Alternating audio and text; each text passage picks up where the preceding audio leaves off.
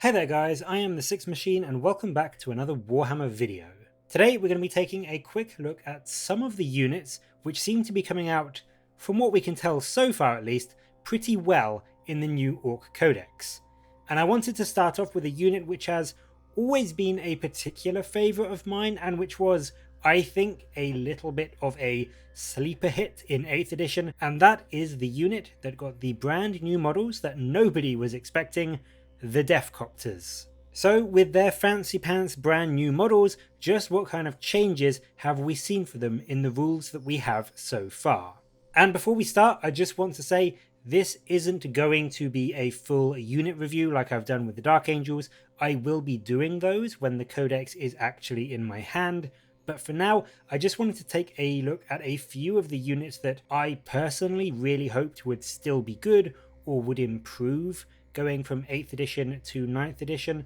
and just have a look and an overview and see if I do think they are better or not. So I won't be taking into account specific cultures at this stage or stratagems. This is just going to be looking at the weapons, the war gear, the profiles, the special rules, and the cost. So first off, on the stat line front, the only noticeable change is that they have gone from a 1 to 5 unit size to a much bigger investment of 3 to 6, which, when you look at the base points cost, means an absolutely minimum squad of this unit has gone from 35 points, 25 points base with the 10-point twin big shooter, to a much heftier 150 points at 50 points for each Deffkopta. So straight off the bat you may be thinking, that doesn't really sound too good. Well, yes, you do need to take bigger squads as a minimum now, but the Deffkoptas themselves appear to be much better. They now each come stock included in their 50-point cost with the Copter rockets, which previously would have set you back another 25 points anyway, bringing both units up to 50 points per model. So when you take that into account,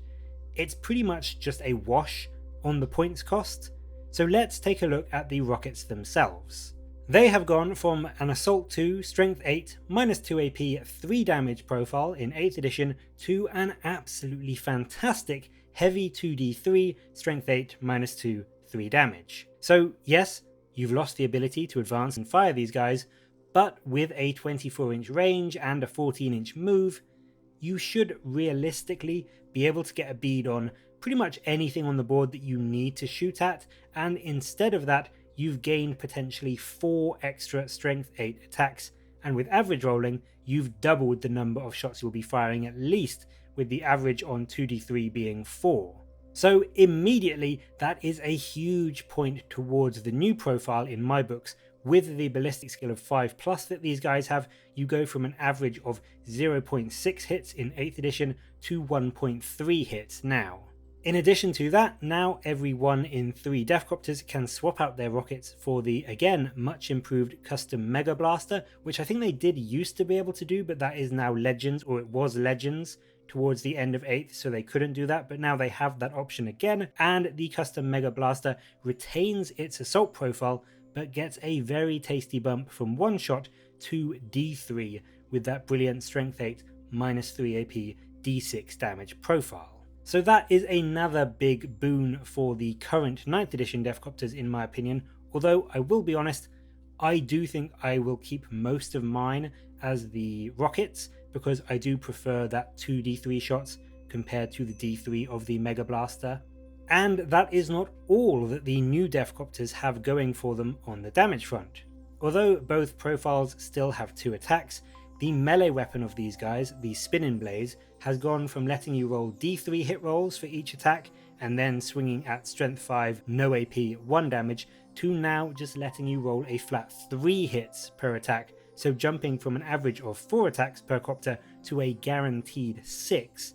And on top of that, the blades now benefit from an additional minus 1 AP just to help them that little bit more in combat. And I will be honest, this is quite a big boost. You go from usually 4 strength 5 attacks with no AP to always 6 attacks at minus 1 AP. And again, with your 14-inch move, you can absolutely get to the combats you want these guys in, or avoid it completely if you want to just sit back and keep shooting all game long, so you really can pick and choose the best targets for this new and improved melee profile. They did of course lose Daka, which granted you on average an extra 0.1 hits. So even then, bringing you to an average of 0.7 hits, which is still massively overshadowed by the new profile's 1.3, and then the change to Here We Go also hurt somewhat, forcing you to reroll both dice rather than one or both of them. But again, with that 14-inch move, you can get these guys really nice and close to make almost guaranteed charges if you want them in combat, or again, alternatively,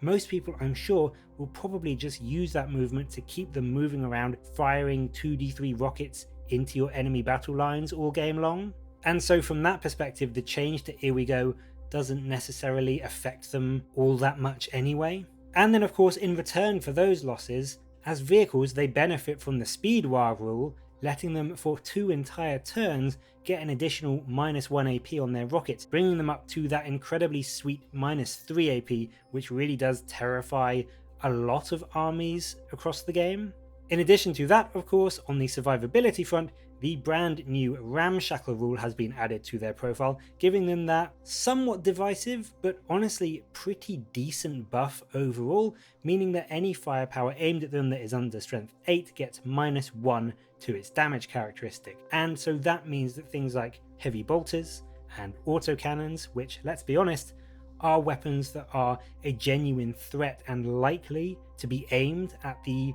Deffkopta profile, are now much less threatening to your toughness 5 4 wound Deffkopta. And that alone, in my opinion, even if all the other weapons had stayed the same, would have made that 50-point investment a lot more attractive than the 8th edition version. The final new addition to the Deffkopta profile is the swanky new big red button, which doesn't negate the loss of losing assault weapons, but it does mean that if you do need to get your Deffkoptas around the board a bit faster, with this they can. Instead of rolling a d6, you can just move that flat extra 6 inches, which,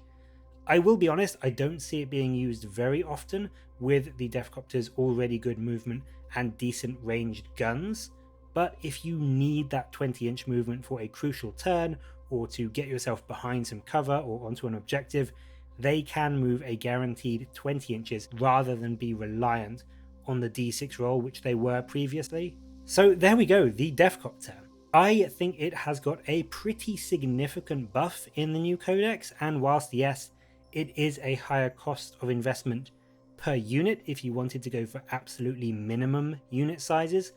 I do think that for 50 points, what you get in each individual Deffkopta, your damage output both in range in melee has gone up significantly, you are arguably faster if you use the big red button, and you are definitely more survivable with that new Ramshackle rule. So I think in general, in every category, they are better than they were in 8th, and I will be honest, I thought they were a pretty great choice already back in 8th edition. But what do you think, and will you be bringing some of the new Deffkopta models in your Ork force? And also, which culture will you be using them with? As I said, when I get the codex in my hand, I will be doing full reviews for all the units and the characters where I will look into which culture will be best, but for now, I just wanted to compare old profile to new profile, so let me know what you think and let me know which you think is better, and as always, thank you very much for watching. Please do like and subscribe for more Warhammer videos from me, but until next time, I will catch you later guys.